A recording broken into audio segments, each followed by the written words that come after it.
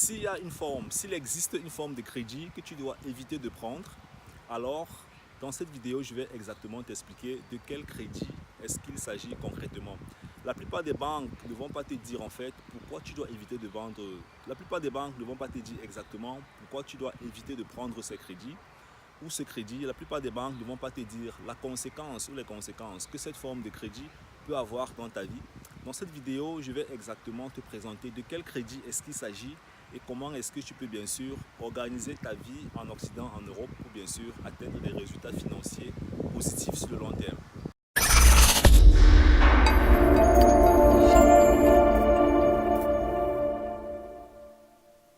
Salut et bienvenue dans cette vidéo, ici c'est Lofocus et aujourd'hui j'aimerais te parler exactement du crédit de consommation et des conséquences que le crédit de consommation peut avoir dans ta propre vie.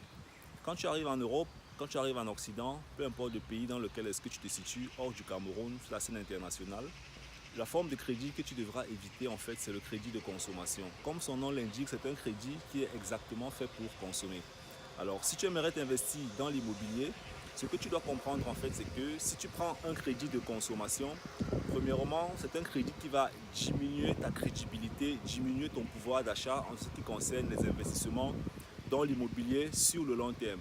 Qu'est-ce que ça veut dire concrètement? Tu vas prendre par exemple un crédit de 30 000, de 40 000 euros que tu devras payer par exemple à 300, 400, 500 euros par mois, dépendant en fait du taux d'intérêt et de ta situation financière. Si plus tard tu aimerais investir dans l'immobilier, les banques en fait vont regarder, analyser ta situation financière et se dire que tu as déjà un gros crédit que tu vas rembourser. Alors ce crédit ne présente aucune garantie d'acquisition devant les banques. Ça veut dire que la banque n'a pas d'éléments qu'elle pourra bien sûr saisir au cas où tu ne payes pas ton crédit. La plupart des gens prennent souvent ce crédit de consommation pour acheter des voitures, pour faire des voyages, pour investir en Afrique. Mais sur la scène européenne, plus précisément en Allemagne, c'est un crédit qui est techniquement, ou alors sur le plan de l'investissement, c'est un crédit qui n'est pas techniquement positif. Alors, j'encadre beaucoup de personnes en ce qui concerne l'achat et l'acquisition des biens immobiliers. Et nous nous sommes rendus compte en fait que les différents acteurs qui ont déjà eu à acquérir des crédits de consommation, il est difficile pour les banques en fait de leur donner un crédit pour pouvoir acheter des biens immobiliers, pour pouvoir investir dans l'immobilier.